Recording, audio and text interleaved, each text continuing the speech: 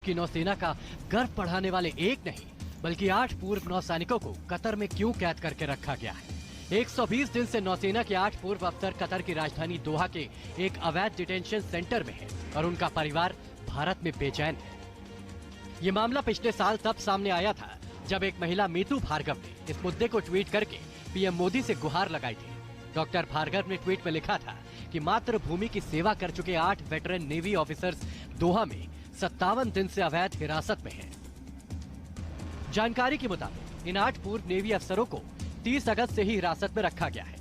इनमें 8 रिटायर्ड अधिकारियों में राष्ट्रपति रामनाथ कोविंद से सम्मान पा चुके पूर्व नेवी कमांडर पूर्णेंदु तिवारी भी शामिल हैं। ये सभी दहारा ग्लोबल टेक्नोलॉजी एंड कंसल्टेंसी नाम की निजी कंपनी के लिए काम कर रहे थे। इस कंपनी की तरफ से कतर नौसेना को ट्रेनिंग दी जा रही थी, जिसके लिए भारतीय रिटायर्ड अफसरों की टीम कतर में पिछले 5 साल से थी।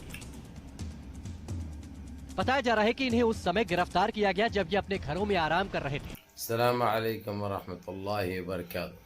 अज़ीज़ान मिल्लत इस्लामी, आप तमाम उम्मती को अबू फैसल की तरफ से सलाम अर्ज़ है। घर में बड़ी पर्दा नशीन इज़्ज़तदार माँ और बहनों को अबू फैसल की तरफ से सलाम अर्ज़ है। बहरहाल अल्लाह से उम्मीद है आप लोग खैरियत से होंगे, अल्लाह की हिफाजत में होंगे। इन मलूनों की मलामत से, इन फ़िरक़ा परस्तों की फ़िरक़ा परस्ती से, इन दरिंदों की दरिंदगी से, इन माबलिंचरों की माबलिंचिंग से, इन बलात्कारियों की बलात्कारी से महफूज होंगे। अल्लाह आप लोगों को अपने हफ्ज़ अमान में रखे, अल्लाह अपनी हिफाजत में रखे, अल्लाह हर आबा से, हर शर से आप लोगों को महफूज रखे।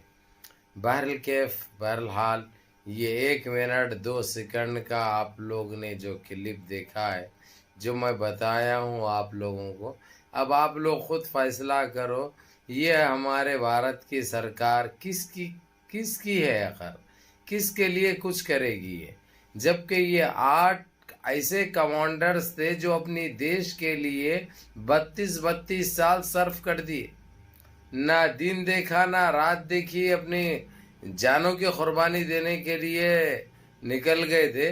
वैसे लोगों के ऊपर मुश्किल आ गई तो आज 123 दिन से दोहा कतर की जेल में बंद है। उसके सारे छोटे छोटे मासूम बच्चे, बीवी, उसके अपने लोग, उसकी माँ, उसकी सास, उसका बाप, उसका ससुरा, सारे हुकूमत से दुहार लगाए, गिड़गिड़ाए, लेकिन इनको एक नहीं सूझी। आप बता दूं मैं मसला क्या है, आप लोगों ने तो खैर सुना है।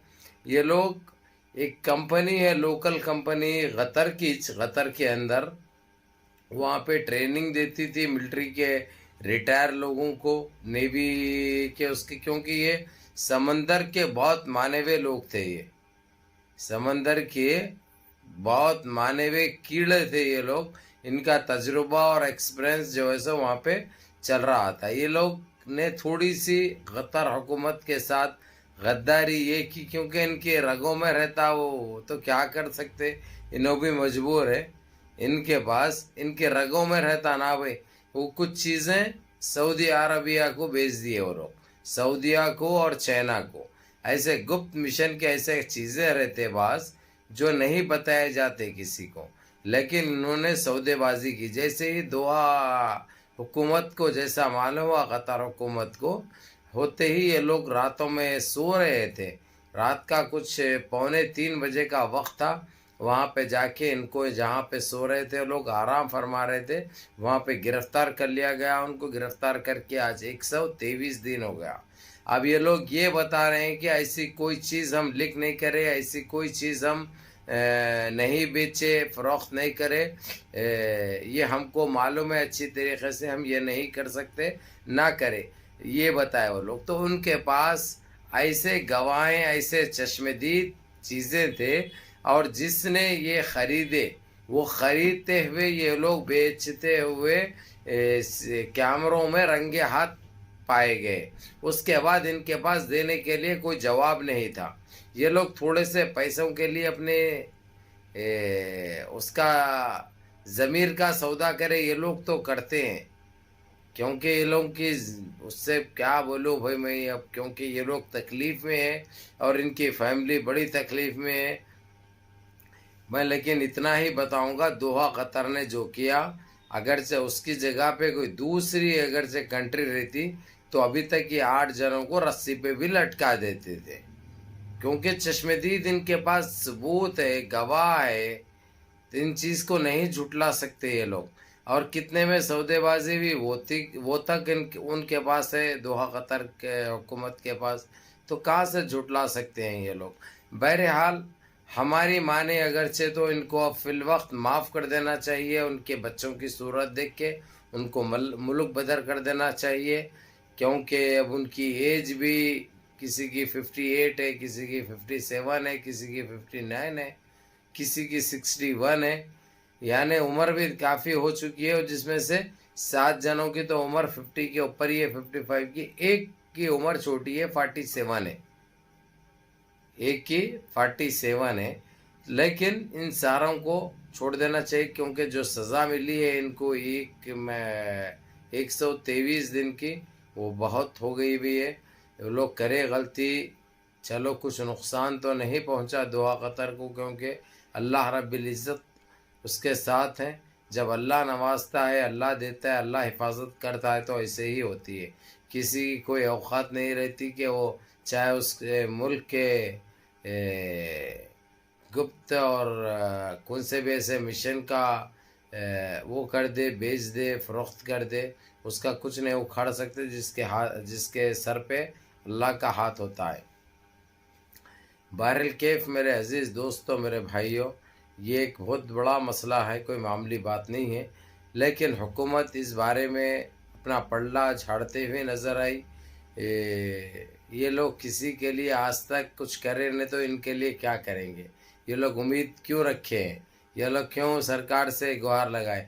और आप लोगों को बता दूं, और ये तमाम 8 के 8 सदर जमहूरिया से अवार्ड लिए हुए हैं, सदर जमहूरिया के हाथों अवार्ड लिए हुए, इतनी बेहतरीन सर्विस करे हुए हैं ये लोग। लेकिन मूत्र का यही मसला रहता, अपने आप को जो है सो इंसान बेच लेता है, अपने ज़मीर का सौदा कर लेता है, बाद में यही आफतें उसके ऊपर टूट पड़ती है, जो टूट पड़ी है इसके ऊपर। बहरहाल कैफ बहरहाल मेरे अजीज़ दोस्तों, आप लोग जानना, आप लोग सुनना, आप लोग समझना बहुत ज़रूरी है कि हालात किस तरफ करवट बदल रहे हैं, क्या क्या हो रहा है। और हमारी भारत की सरकार वो लोगों को निकालना तो दूर की बात है, जेल से उनको छुड़ाना तो दूर की बात है, पहचानने से भी इनकार कर दे रही, पहचानने से भी इनकार कर रही, जबकि वादा करे भी है, हम छुड़ाएंगे, हम ऐसा करेंगे, हम वैसा करेंगे। और ये 8 फौजी कमांडर जो है अवार्ड याफ्ता है, सदर जमहूरिया के हाथों लिए हुए।